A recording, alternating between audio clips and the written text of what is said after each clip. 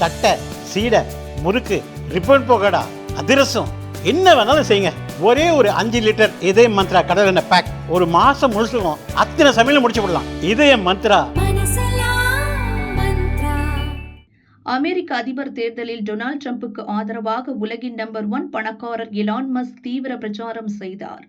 Trump வெற்றிக்காக நிதியை தாராளமாக அள்ளி கொடுத்தார். இதற்கு கைமாறாக ட்ரம்ப் அதிபரானதும் அரசு செலவுகளை கட்டுப்படுத்த அரசு செயல்திறன் துறையை உருவாக்கி எலான் மஸ்கை அதன் தலைவராக்கி அழகு பார்த்தார்.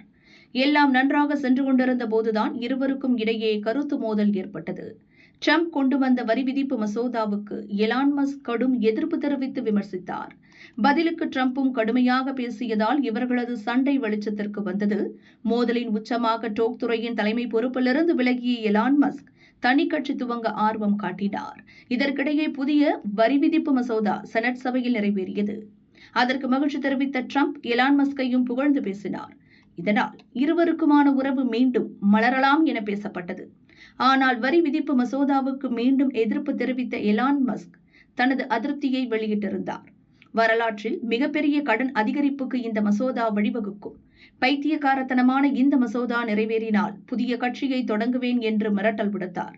இதனால் கோபமடைந்த ட்ரம்ப் எலானுக்கு பதிலடி கொடுக்கும் வகையில் பதிவு ஒன்றை வெளியிட்டுள்ளார். அதிபர் பதவிக்கு என்னை வலுவாக ஆதரிப்பதற்கு நீண்ட காலம் முன்பிருந்தே நான் மின்சார வாகன அவசியத்தை எதிர்க்கிறேன் என்பது எலான் மஸ்கிற்கு தெரியும். மின்சார கார்கள் பரவாயில்லை, ஆனால் அனைவரும் ஒன்றாவது வைத்திருக்க வேண்டும் என்று வற்புறுத்தக்கூடாது. வரலாற்றிலேயே இதுவரை யாரும் அனுபவிக்காத அதிக அளவிலான வரி சலுகையை எலான் அனுபவித்துள்ளார். இந்த மாதிரியான வரி சலுகைகள் இல்லாவிட்டால் எலான் கடையை மூடிவிட்டு தென்னாப்பிரிக்காவிற்கு திரும்பி செல்ல வேண்டியிருக்கும். அப்படியானால் இனி ராக்கெட் ஏவுதல், செயற்கைக்கோள்கள் அல்லது மின்சார கார் உற்பத்தியும் இருக்காது. இதன் மூலம் எதிர்காலத்தில் நாட்டின் வளர்ச்சிக்கு தேவையான பணம் சேமிக்கப்படும். அரசு செயல்திறன் துறைக்கும் நல்லதுதான் என்றும் பதிவிட்டுள்ளார்.